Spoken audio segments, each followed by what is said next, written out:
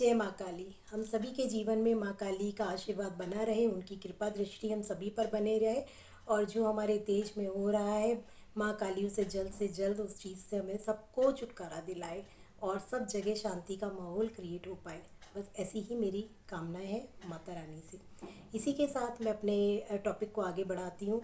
उससे पहले आपसे बस एक ही रिक्वेस्ट है कि प्लीज़ मेरे चैनल को लाइक कीजिए, सब्सक्राइब कीजिए और ज़्यादा से ज़्यादा इसे प्लीज़ शेयर करने की कोशिश कीजिए। एस्ट्रोलॉजी मैं जानती हूँ कि ऐसा सब्जेक्ट है जिसमें हर किसी को कोई इंटरेस्ट नहीं होता, इसीलिए लोग मतलब, लेकिन अब धीरे धीरे इसमें लोगों का इंटरेस्ट डेवलप होने लगा है, जब वो इसको डीप से समझते हैं कि हाँ, हमें एस्ट्रोलॉजी के थ्रू बहुत कुछ सीखने को मिल सकता है या हम अपनी पर्सनल लाइफ को जान सकते हैं। बार बार हमें कहीं जाने की ज़रूरत नहीं पड़ रही, छोटी छोटी सी चीज़ों को आप जान सकते हैं अपने बारे में कि मेरे साथ अगर ये चीज़ें हो रही हैं तो आखिर हो क्यों रही हैं। क्योंकि हमारी लाइफ है, स्टेबल तो रहती नहीं, कभी अच्छा कभी बुरा, सब कुछ हम देखते हैं और सब कुछ हमारे साथ होता है। तो इसी के साथ टॉपिक पे आ जाते हैं।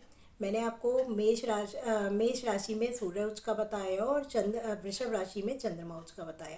तो नंबर तीसरी राशि है हमारे छोटे छोटे से बुध देव की, जिनको इनको मैंने क्यों कहा छोटा, क्योंकि इन्हें राजकुमार का दर्जा दिया गया है हमारे एस्ट्रोलॉजी में, क्योंकि ये सबसे छोटा ग्रह बोला गया है, छोटा सा है।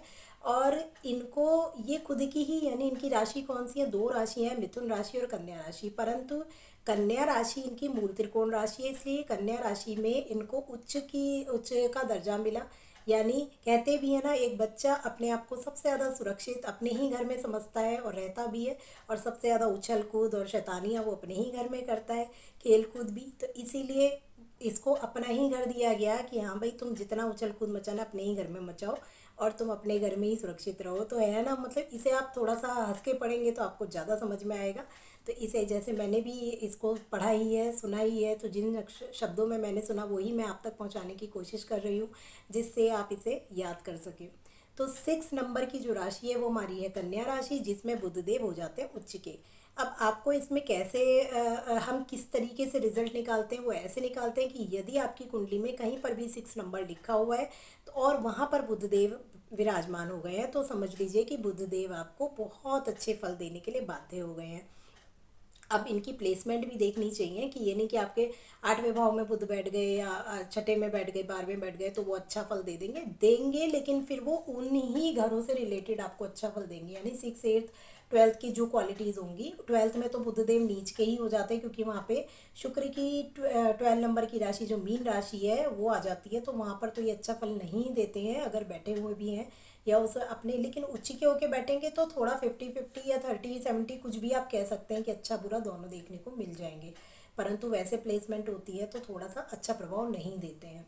तो अब ये देखेंगे कि हम कि क्या क्या ये दे देते हैं।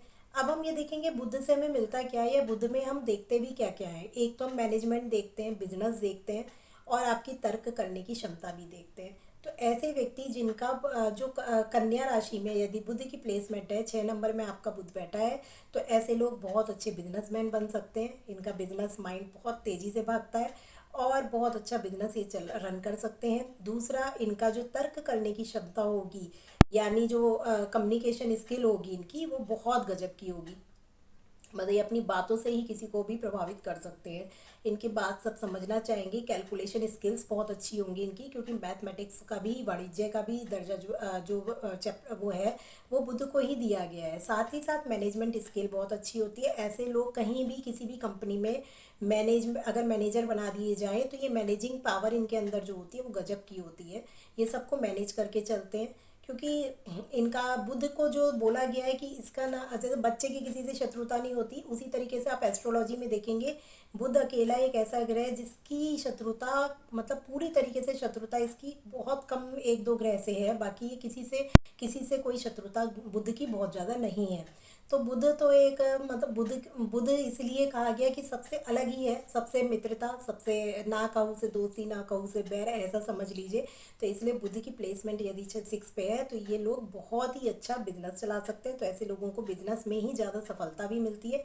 और यदि ये जॉब भी कर रहे हैं तो ये जॉब भी ऐसी जगह करेंगे जहाँ पे इनको मैनेजमेंट संभालना हो, या मैनेजर की पोस्ट पे हो या बड़ी पोस्ट पे हो, जहाँ पे ये सारी जो कंपनी से की एक्टिविटीज़ हैं उनको बता सके, उनको गाइड कर सके। तो गाइडेंस भी ये बहुत अच्छी देते हैं मैनेजमेंट से रिलेटेड। तो इसी के साथ देखा कि 6 नंबर में बुध का होना कितना अच्छा फल दे सकता है आपको। तो देखिए क्या आपकी कुंडली में है बुध 6 नंबर पे। यदि है तो आप देखिए क्या आपके अंदर वो चीज़ें हैं जो मैंने बताई हैं, और नहीं है तो कोई और ग्रह कहीं ना कहीं गड़बड़ कर रहा होगा या युति बना के बुध के साथ बैठ गया होगा, तो वो एक अलग चीज़ है। बट ये जनरल प्रेडिक्शंस होते हैं जो हम बताया करते हैं कि अगर ऐसा है तो काफ़ी हद तक वो चीज़ें आपको देखने को मिलती हैं। नमस्कार।